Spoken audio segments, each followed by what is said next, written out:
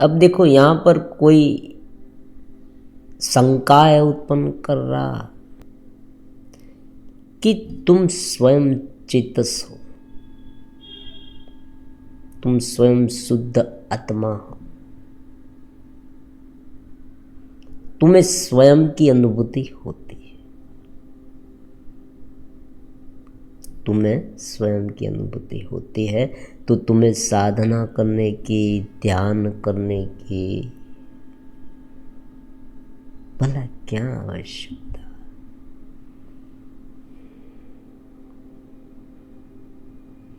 देखो ये जो शंका है ना, वो साधक के दिमाग में डाली जाती है और साधक विवश हो जाता है, मन में आशंकित हो जाता है, अपनी साधना भी छोड़ देता है।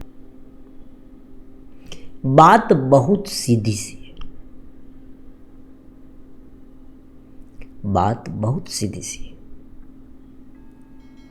अब देखो पहले ये समझे कि चेतना तो है, हाँ है, चेतना का अनुभव हर एक व्यक्ति को हो रहा है, हाँ हो रहा है, हर एक व्यक्ति को हो रहा, क्योंकि उनके अनुभव के बिना कोई दूसरे अनुभव हो ही नहीं सकते। चेतस हूं मैं, बस यही होता है। लेकिन समझे समझे थोड़ा थंभ जाए, थोड़ा थंभे। वर्तमान समय में जो हमें अनुभव हो रहा है, हम चेतस होते हुए भी, चेतस मैं हूं, ये है बात सही है, लेकिन उनका सही, उनका स्वरूपगत अनुभव नहीं हो रहा, ये बात होती। तो यहां दो बातें उभर कर आई। एक बात यह है कि चेतना तो है, वो माना, लेकिन आज उनका अनुभव नहीं हो रहा, होते हुए भी अनुभव नहीं हो रहा, क्योंकि आवरण है, 3 प्रकार के आवरणों से घिरे हुए हैं, 3 प्रकार के आवरणों से घिरे हुए हैं। जब ये आवरणों को समझेंगे, जानेंगे, फिर उस आवरणों में ना गूंज कर आवरण में रहना है। बस ये जो रहस्य ना, वो समझ में नहीं आता है, इसलिए बार बार शंकाएं की जाती है। बात सही होती है। देखो जो कह रहे हैं तुम स्वयं चेतना हो, तुम चेतस हो, तुम चेतना हो, मैं हूँ शुद्ध चेतना, तुम हो आत्मा, तुम हो, उनका अनुभव तुम्हें निरंतर हो ही रहा है, तो तुम्हें साधना करने की क्या आवश्यकता है। सर्वत्र परमात्मा ही है, जहाँ भी देखोगे वहाँ परमात्मा ही परमात्मा है, कुछ अलग है ही नहीं, तो तुम ये सब क्यों कर रहे हो। बात सही है, लेकिन जब बात होती है ऊपर उठने की, देखो ये महत्वपूर्ण विषय है, जिसे ऊपर उठना है वो भाग जो है ना, जो अनुभव करता है, जो अनुभव करने वाला है, वो अलग अलग रूपों में, अलग अलग आवरणों में फंसा हुआ है। बस ये होता है, ये फंसा हुआ है इसलिए अलगता है, ये फंसा हुआ है इसलिए अलगता है। अगर वो उसमें फंसा नहीं होता तो वो बोलता ही नहीं, ये बात होती है। देखो समझे, मान लीजिए समंदर की बात करें और एक बूंद की बात करें, एक बूंद है और समंदर है। बूंद को ये कहा गया तुम समंदर हो, लेकिन समंदर में ऐसे बूंद बनी तब उसे ये बात कही गई ना, समंदर में से एक बूंद अलग हुई तो उसे कहा गया कि तुम समंदर हो। मान लीजिए समुद्र समुद्र ही रहता है, तो उसे ये कहना भी कैसा, कहने वाला जिसने ये कहा, देखो जिसने वो शंकाएं सामने रखी, जिसने ये प्रश्न उठाया, वो प्रश्न उसने उठाया, उनका मतलब ये हुआ कि उनका मन है। उसने समझाया, उनका मतलब ये है कि वो अलग है, अलग हुआ, उनका आवरण है। तो सीधी बात को बार बार इस तरह से अलग अलग प्रश्न उठाकर गूंच में पड़ने की या पाड़ने की कोई आवश्यकता नहीं है।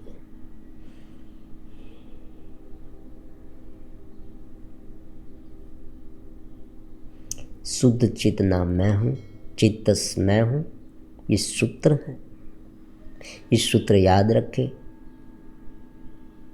गुस्से में हो, वासना में हो, चिंता में हो, हताशा में हो, भय में हो, डिप्रेशन में हो, चाहे कोई भी भाव में क्यों ना हो, उस भाव को अनुभव करने वाला मैं हूँ, उस शुद्ध चेतना में रहना, फिर उस भाव को देखना, ये साधना की पद्धति है। अब यहाँ प्रश्न क्या उत्पन्न होता है और ये लोग ऐसा क्यों कह रहे हैं? बात ये होती है कि व्यक्ति जब आवरण में फंसा हुआ होता है तब आवरण को सच मान लेता है। मतलब कि साफ बात है, जीव जहाँ पर है, जिस जगह पर है, उसे वो अपना स्वरूप मान लेता है। इसीलिए उसे ये कहना पड़ता है कि तुम ये नहीं हो। अगर कोई व्यक्ति लंबे समय से अपने आप को पापी, दुखी, जीवात्मा ही समझने लगे लंबे समय से, और यही मानता रहे और यही मानकर साधना करे, तो वो वैसा ही हो जाएगा। क्योंकि जब वे बोलेगा तब तुरंत कहेगा मैं जीवात्मा दुखी हूँ, चिंतित हूँ, हताश हूँ, निराश हूँ। आप 10 साल के बाद उसे पूछेंगे तुम कौन हो, वो कहेगा मैं दुखी हूँ, निराश हूँ, हताश हूँ, पापी। अब वो जो अलग अलग प्रकार के विशेषण है ना, उसने ओढ़ रखे, उनसे वो कभी बाहर आएगा ही नहीं। प्रकृति है ना, प्रकृति वो उलझाने में भी काम आती है और सुलझाने में भी काम आती है। प्रकृति के माध्यम से हमें ऊपर भी उठना है और प्रकृति को छोड़ना भी है, दोनों काम करते हैं। वो काम आती है, उसे नकारा नहीं जा सकता, क्योंकि हम उसमें फंसे, क्योंकि हम चेतना को भूल गए। हमने चित्तस को याद किया, हम चित्तस है, मैं शुद्ध चेतना हूँ। फिर ये मैं का भाव है ना, वो भूलना पड़ेगा। चित्तस हूँ, बस मैं हूँ, शुद्ध चेतना हूँ। जैसे बहुत सीधी सी बात है, इसे बहुत गूंच में ना पड़े, इसे बहुत ऐसी बात ना माने कि ये बहुत कोई नवीन बात है, ये है वो है। हाँ, उनके माध्यम से जो स्थिति होती है ना, वो बहुत अद्भुत है। लेकिन इस प्रक्रिया को समझना बहुत सरलता से समझे। जैसे ऊपर के मंजिले में जाना है तो सीढ़ी की आवश्यकता होगी। सीढ़ी प्रकृति है। सीढ़ी क्या है? प्रकृति है। सीढ़ी की आवश्यकता है। सीढ़ी के बिना ऊपर के मंजिले में नहीं जाया जा सकता। सीढ़ी के प्रत्येक स्टेप चढ़ते चढ़ते चढ़ते चढ़ते चढ़ते जैसे जैसे हम ऊपर जाएंगे, फिर जैसे ही हमने ऊपर पैर रखा ऊपर के मंजिले में, हमने सीढ़ी से पैर हटा लिया, हमने सीढ़ी से पैर हटा लिया, फिर सीढ़ी की हमें आवश्यकता नहीं। हाँ, सीढ़ी रखेंगे, दूसरे लोगों के लिए रखेंगे, हम कहीं तोड़ नहीं देंगे। हम ये नहीं कहेंगे भाई सीढ़ी को तोड़ दो, सीढ़ी बेकार की है, फिजूल की है, क्योंकि और साधक है जिसे सीढ़ी की आवश्यकता। तो यहाँ ऐसे प्रश्न उठाकर मैंने बहुत बार ऐसा देखा है। अच्छा खासा ऊपर उठ रहा था साधक और उसे ये कहा गया कि तुम तो आत्मा हो, तो तुम्हें ये कुछ करने की आवश्यकता नहीं। और साधक ने क्या किया, सब कुछ छोड़कर सो गया। बहुत सीधी सी बात है। इनका कारण ये है कि सामान्य व्यक्ति जो है, जिनका मन अभी तक शुद्ध नहीं हुआ है, ऊपर नहीं उठा है, उसे आत्मज्ञान की जो ये बड़ी बड़ी बातें हैं ना, वो हजम नहीं होती है। उनका चित्त शुद्ध नहीं होने के कारण उस चेतना को उसने पकड़ रखा है तीन पहलवान। ये बात समझनी चाहिए। लेकिन उनका मतलब ये भी नहीं, दोनों तरीके से समझे, बार बार ये बात कहते हैं, दोनों तरीके से। इस तीनों को मतलब शरीर है, मन है और स्मृतियाँ है, इस तीनों में फंसे नहीं रहना, ये भी है। और ये भी है कि ये नहीं है, पूर्ण तरीके से नहीं है, ये भी नहीं है। शुरुआत में होता है, बाद में नहीं होता। बस एक ही बात होती है, अज्ञान में होता है, ज्ञान होने के बाद नहीं होता। जितना हम ऊपर उठते जाएंगे उनका लोप होता जाएगा, फिर एक हद के बाद वो रहेगा ही नहीं, निर्विकल्प में वो होता नहीं। जब उनकी अनुभूति हुई तब ये पता चला हमें कि ये नहीं होता, ये होता। ये पूरा शरीर है ना, ये सूक्ष्म शरीर हमारा है, भावना है, जैसे चेतना के अनंत महासागर में तैर रही है, ऐसा लगेगा। अनुभव हुआ है तो ये होगा। जब ऊपर उठेगी तब होगा, धीरे धीरे धीरे ऊपर उठते जाएगी। और हाँ, एक बात है, मैं उठा हुआ हूँ ये भी मानना है, क्योंकि जो मानेंगे ना वो हो जाएगी, ये बात होती है। शुद्ध चेतना मैं हूँ, शुद्ध चेतना मैं हूँ, शुद्ध चेतना मैं हूँ, शुद्ध चेतना मैं हूँ। ये मंत्र है, शुद्ध चेतना। अहम ब्रह्मास्मि, अहम ब्रह्मास्मि, अहम ब्रह्मास्मि। ये एक साधना की पद्धति होती है।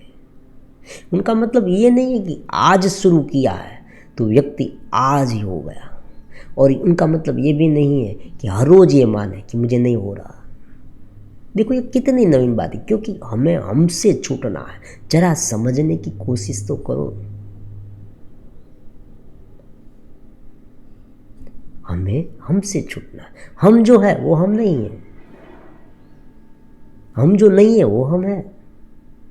हम जो है मतलब आज क्या है, आज जीव भाव में मान लीजिए, तो हम ये जीव भाव में नहीं है, हम ब्रह्म भाव में। और ब्रह्म भाव वास्तविक है, लेकिन आज हम ब्रह्म भाव में नहीं है। मैं चेतस हूँ, फिर भी मैं चेतस नहीं हूँ। और जो मैं नहीं हूँ वो मैं आज हूँ। जो मुझे नहीं होना चाहिए वो मैं आज हूँ, लेकिन जो मुझे होना चाहिए वो आज मैं नहीं हूँ। देखो कितनी पहली है ये, उलझन होती है। मैंने बहुत देखा है साधक, और ये उलझन के होते हुए कभी कभी साधक साधना करना छोड़ देता। सीधी सी बात है, चेतस है, चेतना है, व्योमत है। और चेतना अलग इसलिए हो गई है क्योंकि घेरा है। घेरे पर ध्यान दिया, घेरे पर ध्यान दिया, घेरे के साथ जितना गिरते गए, गुस्से के साथ, ईर्ष्या के साथ, मद मत्सर, ममता, मोह, देखो कूड़ कपट, बेईमानी, लांच, रुश्वत, धोखाधड़ी, क्या कोई कितने शब्द हैं। मन में उत्पन्न हो रही विविध प्रकार की भावनाएं,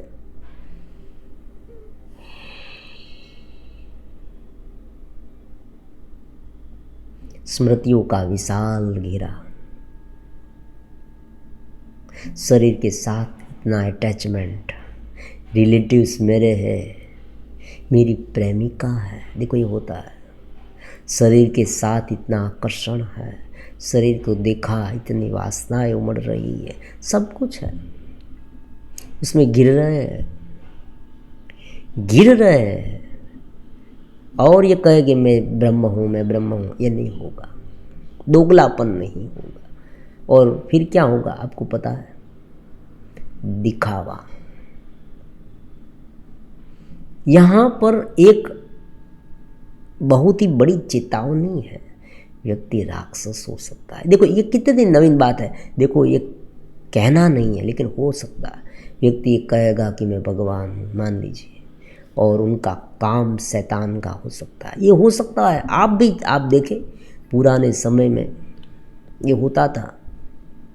जो असुर थे वो वही करते थे, साधना करके चेतना को जगाते थे, लेकिन वो उस घेरे से मुक्त नहीं हो पाए।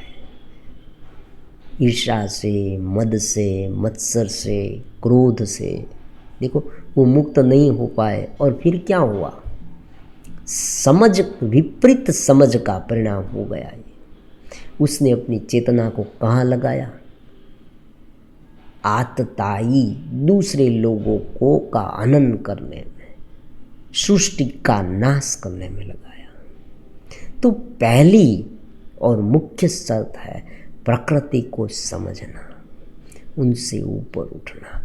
चेतस मैं हूँ, शुद्ध चेतना मैं हूँ, लेकिन जब तक इस प्रकृति के घेरे में है उसे समझना चाहिए। उनसे इतना आशंकित होना, मतलब उनके साथ इतना घुल मिल जाना, ये नहीं करना चाहिए। और दूसरी बात है, ये प्रकृति है, वो जैसी भी है सच है, ऐसी बात नहीं होती। व्यक्ति को उलझाने वाली जो नेगेटिविटी होती है ना, वो उसे निम्न कक्षा में ले जाती है और ले ही जाती है। दोनों सही है, पाप और कर्म, ये दोनों सही। ये कहना इसलिए होता है कि व्यक्ति जब चेतस में होता है तब वो पाप कर्म के साथ जुड़ता ही नहीं है, और पुण्य कर्म मतलब कुछ उसे चाहिए ही नहीं, तो उनके साथ क्यों जुड़े? ये इतनी सामान्य बात। उनका मतलब ये नहीं कि हम में कितनी भी बुराइयाँ क्यों न हो, हम चेतस ही हमको मान ले, परमात्मा हमको मान ले, ब्रह्म हमको मान ले, ये नहीं होता है। और आजकल ये बहुत चल रहा। तो शुद्ध चेतना मैं हूँ, अनंत आनंद मैं हूँ, ये बात है। ये मैं हूँ बोलना भी नहीं है, चेतस हूँ, मैं हूँ। मैं हूँ ज्ञान का प्रतीक हो जाता है कभी कभी। चेतस मैं हूँ, चेतस मैं हूँ मतलब चेतस में हूँ, मैं चेतस में रहता हूँ, परमात्मा में रहता हूँ। ये जो आनंद है, जो मेरा स्वरूप है, उसमें मैं हूँ। मेरा स्वरूप है, निरंतर विद्यमान स्वरूप है, उसमें मैं हूँ। जो घेरा है, साफ साफ बात है, इसमें कोई नवीनता नहीं है। अनंत प्रकृति है, अनंत प्रकृति। प्रकृति का कोई माप नहीं। देखो अंतरिक्ष है, पूरा ब्रह्मांड है, सूर्यमाला है, देखो कितने सारे विश्व है, ये जगत इतना विशाल है, ये सब इतना कुछ है ब्रह्मांड में। और इस सब में कहाँ हमारी पृथ्वी, क्या ये सब प्रकृति का विशाल समंदर है।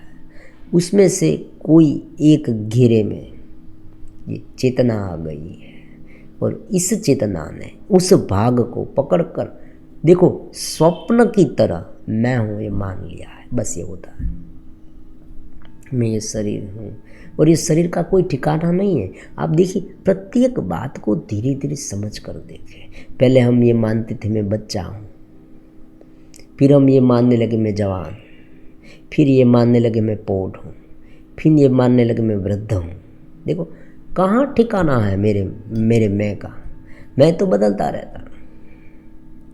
कभी हम भजन में जाते हैं तो ये लगता है कि हाँ सब कुछ भगवानमयी है। फिर जब वासना में कोई व्यक्ति डूब जाता है तब कामी हो जाता है, अपने आप पर कंट्रोल नहीं रखता है, इतने वासना में डूब जाता है, तब वो ये सोचता है कि सब कुछ यही है। जब वो गुस्सा करता है तब अपना आपा खो बैठता है, तब वो ये मानने लगता है कि ये मुझे इसे मारना चाहिए। ये इतने घातक विचार आने लगते हैं, क्रूरता से भर जाता है। तो इनका कोई ठिकाना नहीं। जो आवरण को उसने गले लगा लिया, स्मृति को, मन को, तन को, वैसा होने लगा। तो शुद्ध चेतना मैं हूँ और उसे साधना पड़ेगा ही पड़ेगा। हाँ, एक बात है, एक हद से बात, देखो इनके पहले वीडियो में हमने क्या देखा था, क्या सुना था, जैसे ही वो हद पूरी हो जाए, जैसे ही आपको लगने लगे कि हाँ अब मन मेरे बस में आ गया है, अब मन में जो चलते विचार है वो चल रहा है लेकिन मुझे परेशान नहीं कर रहा है और मुझे उलझा नहीं रहा है, मैं मेरे हिसाब से कर रहा हूँ, तब धीरे धीरे चित्तमय में रहने लगना। चित्तमय शुद्ध चेतना, यही सूत्र है, पहले से ही कहेंगे, हर एक वीडियो में कहेंगे चित्तमय में रहे, चित्तमय में रहे। तुम चित्तमय में रहो क्योंकि उसमें ही हम रहते हैं, हम निरंतर यही साधना करते हैं चित्तमय में। पूरा ब्रह्मांड में और इस ब्रह्मांड में, इस पूरे शिव स्वरूप में, ये जो शरीर है ना, मेरा शरीर, ये मेरी मनोवृत्तियाँ है ना, वो मनोवृत्तियाँ उड़ रही है, जैसे मैं उसे देख रहा हूँ, फिर मैं उसे भूल जाता हूँ, तब निर्विकल्प समाधि है, शांति है, शांत चेतना, शांत सरोवर, अनंत अंतरिक्ष की कल्पना करें। देखो अनंत अंतरिक्ष, शुद्ध चेतना, शुद्धोहम बुद्धोहम। फिर धीरे धीरे देखो ये भी भूल जाए तो पूरा परिक्रम क्या हुआ, पूरा परिक्रम ये हुआ कि पहले जानना है, पहले तीनों को जाना, तन है, मन है, स्मृतियाँ, फिर अपने भावों को पहचाने, कौन से भाव मेरे भीतर आ रहा है उसे पहचाने, ये पहचाना, फिर शुद्ध चेतना मैं हूँ, बस मैं ही हूँ, शुद्ध चेतना ही मैं हूँ, उसे समझे। फिर जब जब प्रकट होते हैं, जो देखो एक वीडियो में हमने कहा था, जहाँ जहाँ अभिव्यक्त होते हैं, जहाँ अभिव्यक्ति हुई, जहाँ प्रकट होते हैं वहाँ ध्यान रखना, वहाँ ऐसे प्रकट हो कि चेत से रहकर प्रकट हो, बस इतनी सी साधना है, दूसरी कोई साधना नहीं। फिर तो निरंतर आप चेतना ही है, चेतना, अनंत चेतना। और देखो जीवन में बहुत कुछ होने वाला है,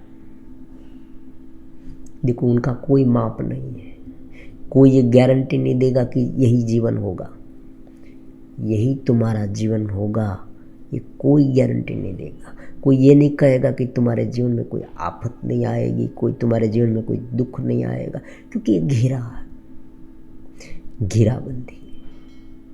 प्रकृति निरंतर परिवर्तनशील रहती है। अच्छा खासा चल रहा था सब कुछ, दुख कहाँ से आ जाता है पता भी नहीं चलता, ये होगा। जितना चेतस रहेगा ना, जितना चेतस रहेंगे, जितना शुद्ध चेतना में रहेंगे, उतना उन सब से ऊपर उठ जाएंगे। और एक बार ऊपर उठ जाए फिर पता चलेगा कि ये पूरा विश्व है, पूरा जगत है, वो वास्तविक रूप में अलग है ही नहीं, मुझ में है। लेकिन उनके लिए ये 3 अलग अलग साधना पद्धतियों में से पसार होना पड़ेगा। कोई व्यक्ति पहले से ये कह दे तो ये नहीं होगा, क्योंकि जब पहले से कह देगा ना तो वो क्या होगा, वो तमोगुण युक्त मन में रहेगा, तमोगुण युक्त मन में। अगर इतना ऐसा होता तो ये साधना पद्धति होती ही क्यों विज्ञान भैरव तंत्र में माँ जगदम्बा, माँ देवी पूछती है शिव से, देखो समझे, शिव से पूछती है। क्यों माँ पूछती है? अगर विज्ञान भैरव तंत्र थोड़ा गलत है, शिव से पूछती है कि उपाय बताए, आप में रहने का उपाय। ये उपाय क्यों पूछे जाते हैं? अगर ये कुछ होता ही नहीं, शुद्ध चेतना मैं हूँ, यही होता, शुद्ध चेतना मैं हूँ, ये बात है। देखो फिर से कह देते हैं, गलत फहमी मत पाल लेना, शुद्ध चेतना ही, हर एक व्यक्ति शुद्ध चेतना, लेकिन आवरण में घिरे हुए होने के कारण जब मैं हूँ का भाव अनुभव में आता है ना, वो धीरे धीरे धीरे ऊपर उठना चाहिए। चेतना जो है वो ऊपर के ऊपर के ऊपर के इनसे ऊपर वाली स्थिति में जानी चाहिए, उसे विकसितपन की साधना कहते हैं।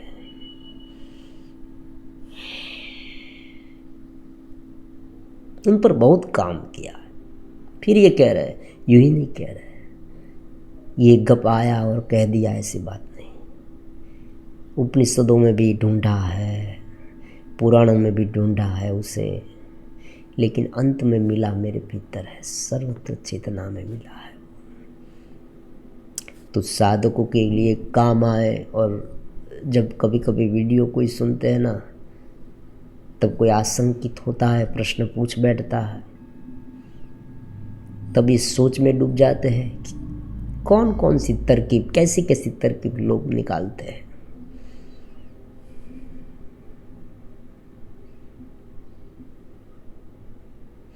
बात केवल कैटेगरी की होती है।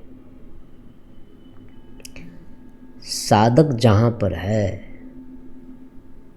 वहां से वो ऊपर उठता है, इनसे ऊपर उठता है, और उनके अनुसार अभ्यासक्रम होता है। कितने, देखो ये कोई नवीन बात नहीं, सामान्य व्यक्ति है ना वो भी समझ सकता है। जैसे पहली कक्षा, दूसरी कक्षा, तीसरी कक्षा, चौथी कक्षा, पांचवी कक्षा, कॉलेज है, प्रोफेसर, देखो पीएचडी है, ये सब है। बड़े बड़े महापुरुष हैं, बड़े बड़े महापुरुष जो हैं, उसको जो ज्ञान हुआ है, उसे जो ध्यान लगा है, वही चेतना हम में भी है। हम वहां तक पहुंच सकते हैं। संभावना सब में है। देखो ये होता है, संभावना सब में है। कभी भी ये नहीं सोचना कि मैं नहीं कर सकता, मैं नहीं। शुद्ध चेतना तुम हो, वहां से शुरू करें, शुरू वहां से कर। हाँ ये बात है, शुरू वहां से करें। शुद्ध चेतना मैं हूँ। हो सकता है कि तुम्हारा चित्त शुद्ध हो और तुम्हें बहुत ही कम प्रयास करने पड़े, क्योंकि मैं दुखी हूँ, जीव हूँ, देखो ऐसा हूँ वैसा हूँ, ये सब मानकर शुरुआत करेंगे ना तो क्या होगा, उनका कोई अंत नहीं आएगा। शुद्ध चेतना मैं हूँ, चेतस मैं हूँ, चेतस मैं रहे, चेतस मैं हूँ, दूसरा कुछ नहीं। यही सूत्र है, चेतस मैं हूँ। बस ये अंतिम जो चेतना हमारी है ना जानने वाली, वो मैं हूँ।